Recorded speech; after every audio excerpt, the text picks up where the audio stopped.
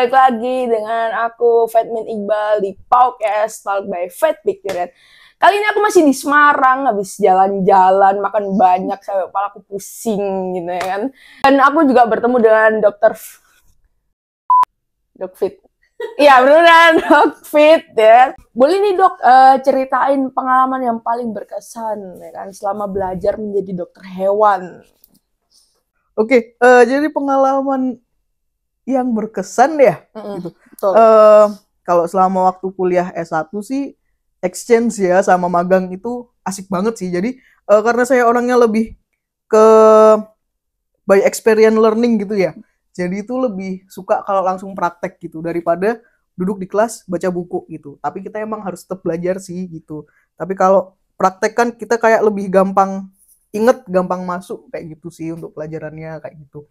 Terus kalau waktu koas itu waktu PKL sih asik banget sih karena kita emang diminta untuk belajar di berbagai sektor nih gitu. Walaupun saya nih interestnya di small animal gitu.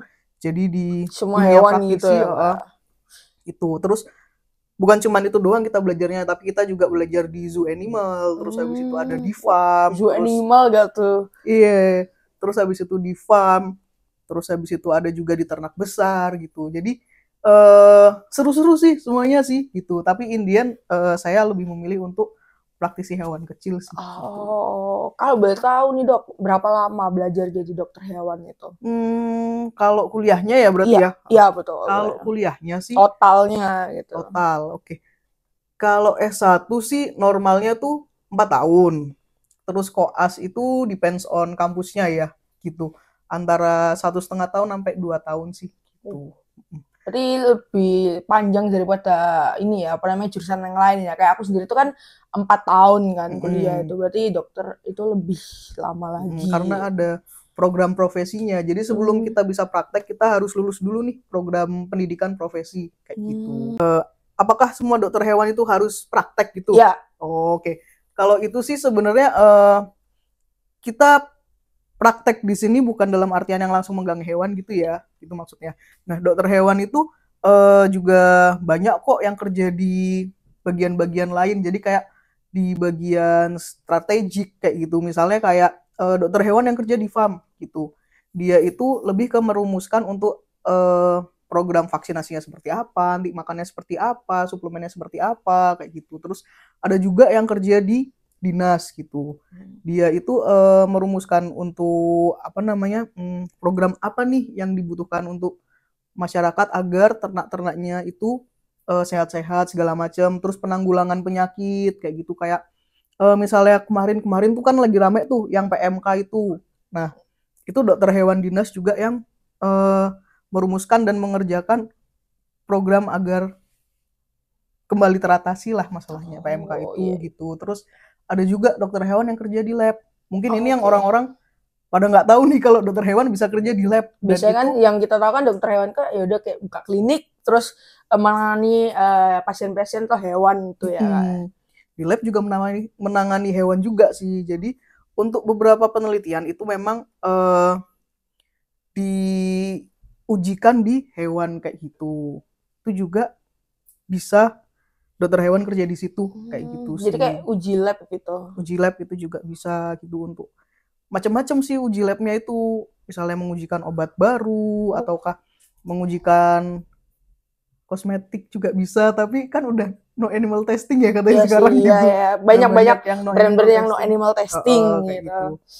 Terus kenapa Dr. Fitri lebih memilih bisnis owner ya kan dan membuka praktek sendiri dan langsung praktek di tempat prakteknya, dan juga nama kliniknya itu kan lucu banget ya, Kochibon. Itu inspirasinya dari mana sih Dok? Oke. Jadi kenapa saya lebih memilih untuk buka praktek sendiri itu karena satu, saya ini orangnya ini eksploratif ya kayak gitu. Terus jadi saya nggak terlalu suka kalau diatur-atur sama orang sebenarnya kayak gitu sih. Terus saya juga mau lebih bisa hands on dan saya mau menciptakan kayak klinik hewan tapi yang homey buat kucing-kucing sama anjing. Jadi klinik di mana hewan-hewan itu nggak merasa tertekan gitu. Nggak masa Gitu sih. asing gitu Iya, ya. jadi kalau di Kochibon mostly tim kita semuanya punya hewan. Jadi sebisa mungkin kayak kita nge-treat hewan yang datang ke Kochibon sama kayak kita nge-treat Kucing kita sendiri atau hewan kucing peliharaan hewan kita di rumah. sendiri gitu. Terus fun fact nih, Kochibon itu diambil dari nama kucingku loh dulu. Oke. Jadi dulu aku punya kucing namanya Komyi Chiro Boni. Kalau si Komyi dia itu kucing domestik betina, tapi dia udah nggak ada sih gitu. Terus kalau Chiro dia masih ada sampai sekarang dan masih sering kita post juga sih di IG-nya Kochibon kayak gitu. Dia itu Persi gitu. Udah 10 tahun dia umurnya Tua sekarang. banget deh. Belum tua-tua banget sih. Masih oke, masih bisa main dia tuh. Oh, 10 tahun masih bisa main. Masih bisa main. Masih kadang suka kayak kitten gitu deh gitu. Iya. Masih aktif. Terus yang terakhir ada si Boni. Kalau Boni dia juga udah nggak ada gitu sih. Dia dulu sama aku ada 12 tahun deh. Lama banget sih itu 12 tahun. Lumayan. Tips, kalau boleh nih dok, share tips atau pengalaman yang penting jadi dokter hewan. Siapa tahu teman-teman di sini semua itu mau belajar jadi dokter hewan atau bahkan sedang belajar dokter hewan nih. Oke. Mungkin saya bisa ngasih tipsnya untuk yang pengen terjun ke dunia praktisi kali ya. Oke, boleh. Jadi sebenarnya di dunia praktisi sendiri pun juga ada beberapa section ya. Ada yang jadi praktisi klinis, ada yang jadi dokter bedah, ada yang misalnya mau ke labnya gitu. Tapi mungkin saya bisa ngasih tipsnya ke yang praktisi klinis ya gitu. Kalau buat praktisi klinis yang mungkin kita suka miss adalah ilmu untuk komunikasi gitu. Jadi kayak public speaking, terus habis itu sama gimana cara kita ngedeliver info yang kalau kita belajar itu rumit banget nih kata-katanya gitu. Tapi kita harus ngedeliver itu ke si pemiliknya. Pautizen gitu. Jadi biar gimana sih caranya kita mengolah info yang serumit itu agar mudah diterima oleh pautizen dan tidak menimbulkan adanya miskomunikasi di antara dokter dan klien kayak gitu.